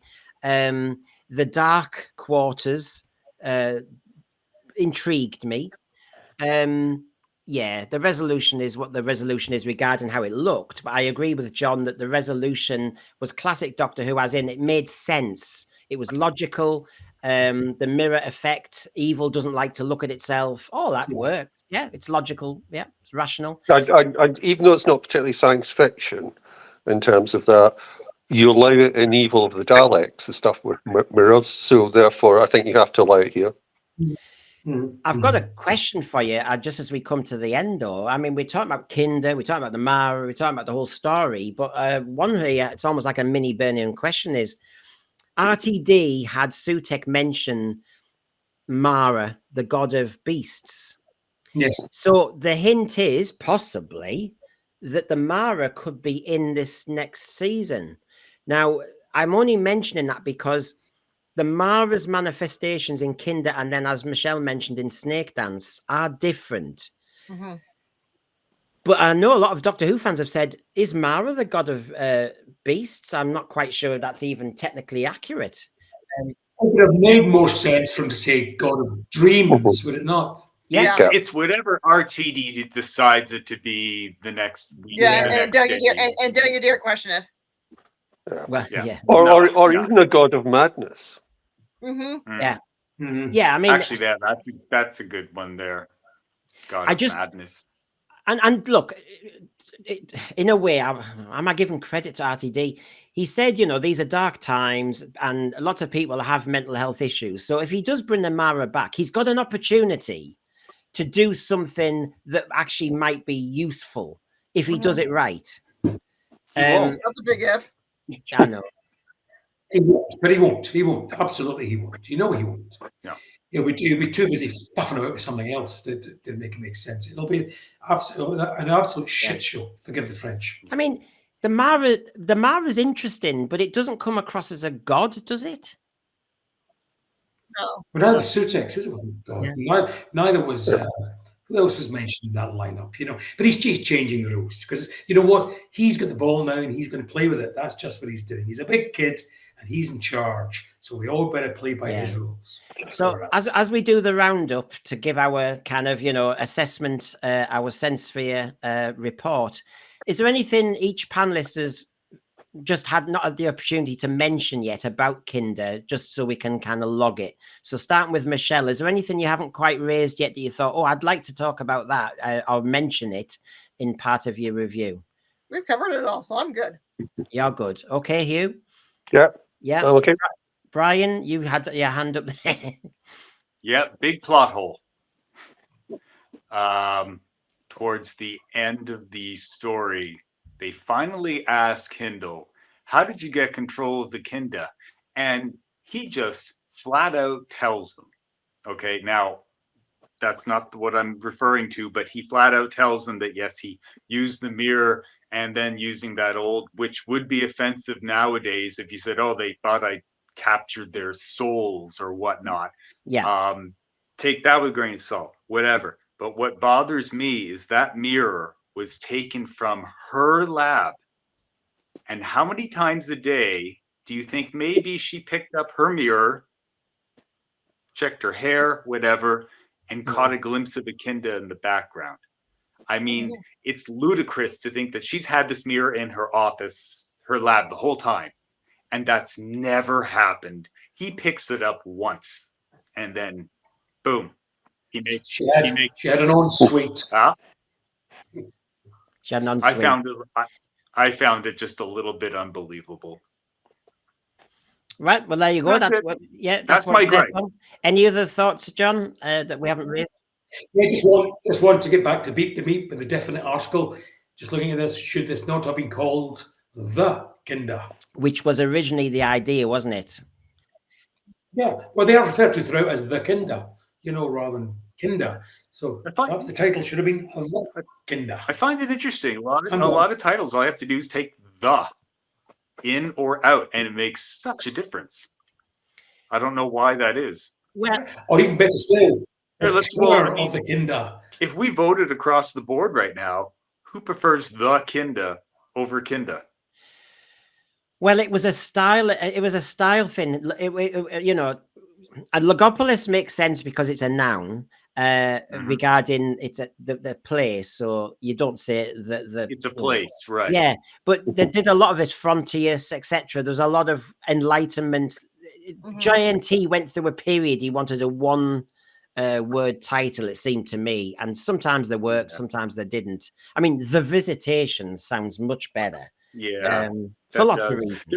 There was a lot of those in the Tom Baker era, especially the Hand of Fear, the Deadly Assassin, the this, the that, the Horror of Fang Rock. Was it the Horror of Fang Rock? Like there were It wasn't just horror. A lot of this came in because of the target normalizations, which became Doctor Who and the blah blah blah. But the only reason this, Brendan, I'm conscious of time now. The only reason I mention is because they are referred to throughout the story as the Kinda, just Kinda. You know, so I just wondered. I suppose it's notable as well, you know, the criticisms of classic Who and everything. You had basically some great female role models, some great performances, Mary Morris, Nerys Hughes too. The men were quietened. You know, all these stories that, you know, it's sci-fi, it's all about the men. Yes, there's some interesting characters like Hindle, Todd not Todd. Richard Todd Sanders, not so much. But I just thought, well, you've got the not we, and you've got the fact that men are silenced, they're not very clever, they're idiot. You know, hello. Just that triggers, obviously, the Sanders thing is a reference. Devil Drums on the River, which Richard Todd was in, was a remake of Sanders of the River. So nice little touches. There's nice stuff there. Yeah. And that is nothing to do with the fact that behind the set, Sanders was frying up some chicken for everybody, along with some fries, and nothing to do with that. That's not why. Now, regarding my, because I'll get the ratings now. It's a hard one. If you're honest with yourself, are you judging it as when you first saw it, or judging it now? And of course, you could say, well, I'll give 2 grades, but I can't cope with that. I have to say, I've got to try and stay true to where I stood along. I get more out of it now, but I would always argue it's a Doctor Who that isn't quite the complete article, and it requires improvements in various things. And I've said lovely things about the acting. I've said lovely things about the resolution works. I think that's my truth on that one. And yes, there's many good elements to it. Of course they are. But I think I have to be true to the first time I watched it. And as you said, Brian, there were elements I didn't understand. I mean, Doctor Who can challenge and be ambitious, but if you're losing your audience, hello. Warriors of Gate lost me, and I've never bothered watching it properly, really, since, even after reading the book. So anyway, that's my truth. That's the way it goes. Requires improvement. So not Michelle, I've got to get the order right. John, you're next on the taxi rank. So what's your judgment? Good overall. You're good overall. Do you want to give us? And I'll tell you the reason for why. Just a brief summation is because all of those things we mentioned, just a little bit of tightening in terms of the overall production and some of the acting choices. Do with the regular cast more than anything else. But this is when it's a grower. Probably had you asked me 40 years ago, I would have said something different, worse than this. But now, good overall. And ask me again in another 10 years, and I'll probably say it's outstanding. That's the way it goes. Michelle, where do you stand? I'm going to go good overall also. Okay, so I'll just get there. Do you want to explain quickly? Well, is it perfect? No, there's still enough in it to be charming, and I just enjoy it. So it's a good overall era for me anyway. So yeah, okay, Hugh. So I'm sort of doing this in the same way as you, Brendan, about my initial view will probably dominate, which means it's outstanding for me. I think any story that can even have the beginning of the rumor that it was written by Kate Bush must be outstanding for that reason. Yes. Yeah. There were so many different rumors, weren't there? Yes. And Brian, your wrap up on this one? Oh, definitely requires improvement. And like you and I both had said, when you go back to being a child and you, for starters, can understand every episode of Who that you're watching, and then this one comes along and you're left scratching your head. I could imagine a young child being either bored or just confused and just just not enjoying it as much as they would a regular episode of Doctor Who. Now, yeah, they want to experiment once in a while and try something different. That's fine, you know. But I just think if that's the way they wanted to do it, they wanted to take this direction and do a different kind of story, I think they could have perhaps just executed it better. How? I'm not to say, though. I wouldn't be able to say. I'm not talking special effects. I'm just talking the overall storytelling. I think it could have been made just a little more clearer, while still retaining a little bit of ambiguity. So you could, like your people are saying. I mean, that's why. John said, I'd explain if as an English teacher, the scaffolding. Are you wanting to focus the reader on insanity, on temptation, on this, on that? I think that's where it just slightly for me falls between the lines. So a 13-year-old was going, I'm not quite sure whether I'm supposed to be scared this. Anyway, even though we've gone from outstanding to requiring improvement, that clearly sits us good overall for Kinder. So there you go. So thanks to everybody. We've given a lot into that. There are plenty of chapters and segments and thoughts and mirth and ideas. So thanks for your time. John, it looks as though he's going to have Sutekh there. He's going to have the Mara there. Oh, it's the Mara this time. Sutekh. You've got an albatross around your neck. Oh, sorry. No, yes. I've got the Mara and Sutekh on both shoulders. Where's my Sutekh? Here we go. I could have death. Death. I'm going to be like that court jester. So save that for the visitation. Yeah, don't worry. What's happened to Nerys? You're going to play a lot of parts, aren't you? You can't speak because he's obviously a skeleton. So thank you, Brian, for your time. Thank you, John. Oh, thank you. Always. Thank you, Hugh. And thank you, Michelle. Thank you. That was the panel. That was.